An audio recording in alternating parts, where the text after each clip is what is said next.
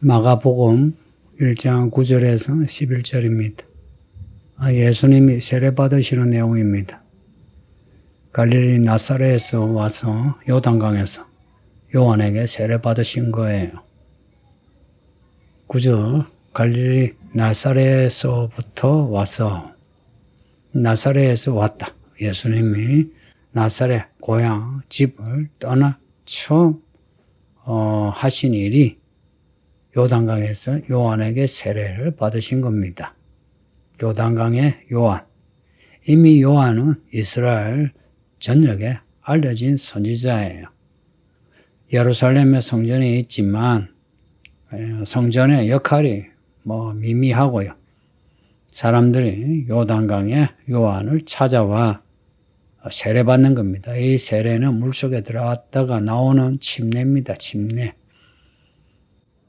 이스라엘 사람들이 다 요한에게 와서 세례를 받은 것처럼 예수님도 요한을 찾아가서 세례를 받으신 겁니다. 이 장면은 마가복음만이 아니라 마태, 누가복음인데요. 요한이 예수님을 그리스도로 알아봤을까? 알아봤습니다. 예수님이 세례받으러 오시는 걸 보고 예수님이 메시아 그리스도이신 걸 알아봤을 거예요. 그래서 예수님을 보자 했던 말이 내가 당신에게 세례를 받아야 하는데 어찌 내가 당신에게 세례를 줄 수 있습니까? 라고 해요. 그때 예수님이 하신 말씀이 이제 허락하라 하나님의 모든 의를 이루는 것이 합당하다고 하십니다. 신분으로 보면 요한이 예수님에게 세례를 줄 수 없죠. 어찌 사람이 하나님의 아들에게 세례를 주겠습니까? 그러나 하나님의 모든 의, 이 의가 무슨 의겠어요? 사람을 구원하시는 하나님의 의로운 계획입니다. 그러니까 하나님의 구원의 경륜을 이루는 것이 합당하다. 그 하나님의 의를 위하여 세례를 베풀라 한 겁니다. 메시아가 이렇게 말씀하시니 세례 요한이 예수님 말씀대로 예수님에게 세례를 베풉니다. 예수님이 세례를 받으시는 모습을 한번 생각해 보세요. 요한이 예수님을 붙잡고 물속에 넣고 예수님이 물속에서 올라옵니다. 참 놀라운 장면 아닙니까? 하나님의 아들이 사람의 손에 의해 물속에 들어갔다가 나오는 거예요. 근데 예수님이 요단 강물에서 올라오시는데 하늘이 갈라지고 성령이 비둘기같이 내려오시는 걸 봅니다. 하늘이 갈라지고 성령이 비둘기같이 내려오시고 하늘로부터 소리가 나는데 너는 내 사랑하는 아들이라 내가 너를 기뻐한다 하는 말씀이 들리는 거예요. 이 말씀은 요단강에 있는 모든 사람이 들은 거 아니고요. 예수님이 들으신 말씀이에요. 요한도 들었겠죠. 그러나 주변 사람들은 무슨 소리인지 몰랐을 겁니다. 그냥 하늘에서 천둥번개 소리가 나는 거죠.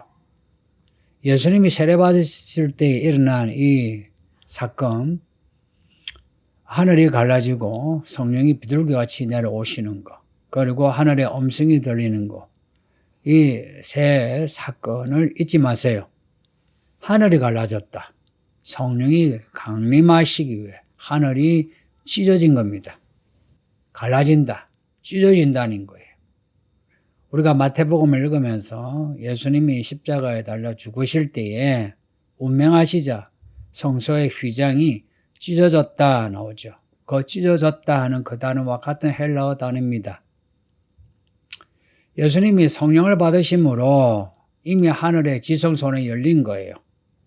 예수님이 십자가 못 박혀 죽으심으로 우리가 또한 하늘의 지성소로 들어갈 수 있게 된 겁니다. 할렐루야. 예수님이 곧 법궤 언약궤입니다. 지성소시고요. 예수님에게서 하나님의 말씀이 이제 직접 선포됩니다. 예수님이 말씀하실 때 열린 하늘에서 하나님이 말씀하시는 겁니다. 우리가 이 말씀을 믿고 믿음으로 말씀을 구하면 이 말씀대로 이루어 주십니다. 베드로에게 주신 천국의 열쇠가 그런 겁니다.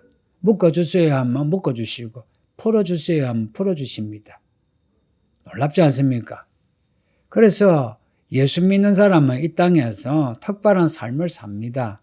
잘 살든 못 살든 배우든 못 배우든 출세를 하든 출세를 하지 못하든 이 땅에서 하나님의 사람으로 살고요.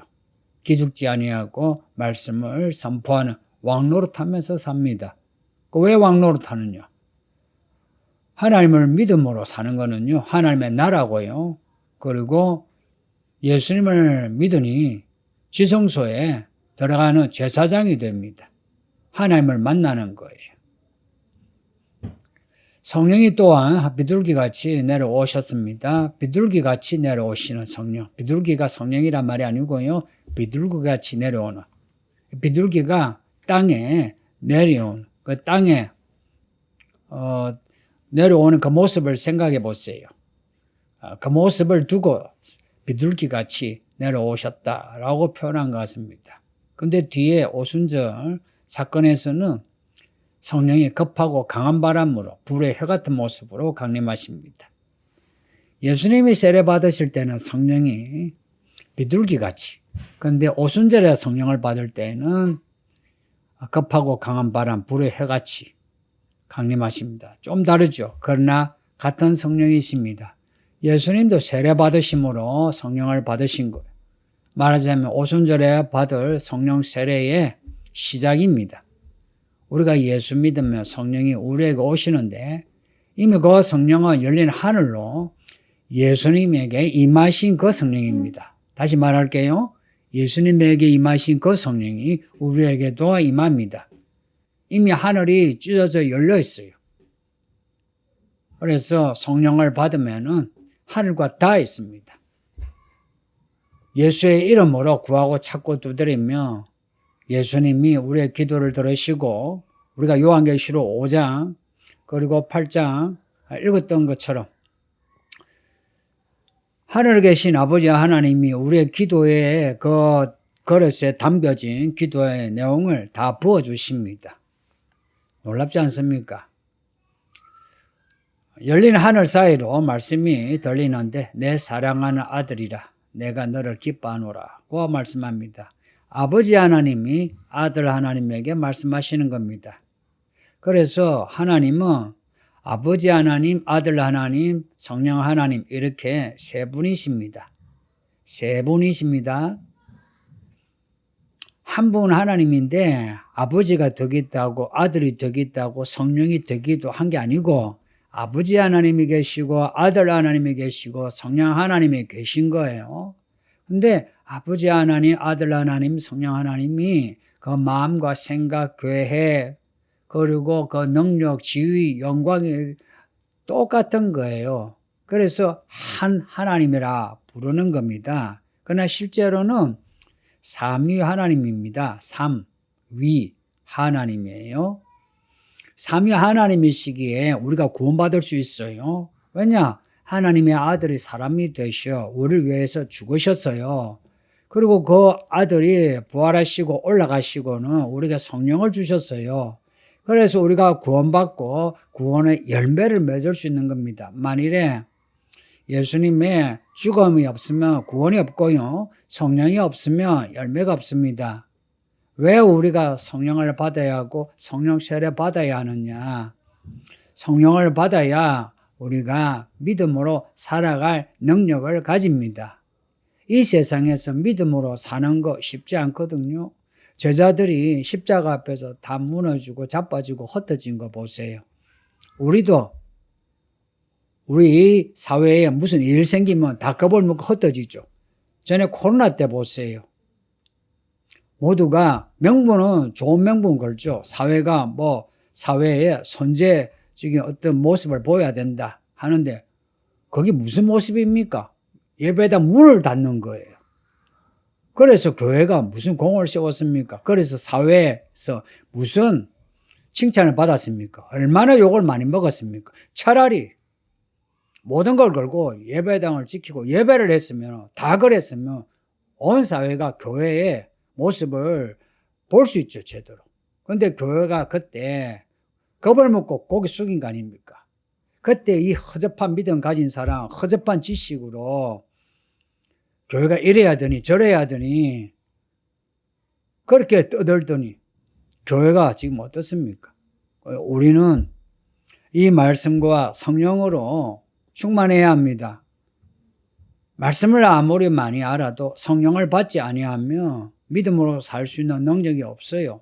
예수님이 제일 먼저 하신 일이 성령 세례 받으신 거 보세요. 성령 받으신 거 보세요. 그러고 난 뒤에 마귀에게 시험을 받으셨으나 이기죠.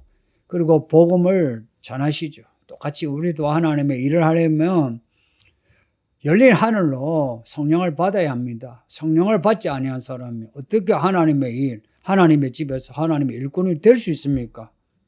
양심으로 생각해 보세요. 어떻게 성령을 받지 아니하고 할 수 있습니까? 할 수 있다라고 말한 거는 그거는 성경 밖에 혼자 생각입니다. 옳지 않은 생각이에요. 그래서 우리도 성령 받아 성령의 사람으로 하나님의 일합시다. 아버지 하나님 감사합니다. 오늘도 주의 말씀을 읽게 하시니 듣게 하시니 예수님이 세례 받으시고 하나님의 복음을 전하신 것처럼 우리도 성령 받게 하소서. 물 세례만 아니라 성령으로 세례 받아 하나님의 아들의 영으로 인침을 받아 이 땅을 살면서 믿음으로 살 수 있는 성령의 인침을 허락하사 어떤 상황에서든지 우리가 믿음으로 이겨낼 수 있게 하소서. 이 마지막 때 우리를 부르셨으니 예수님 오시는 그날까지 끝까지 믿음으로 살 수 있게 해주세요. 예수님 이름으로 기도합니다. 아멘.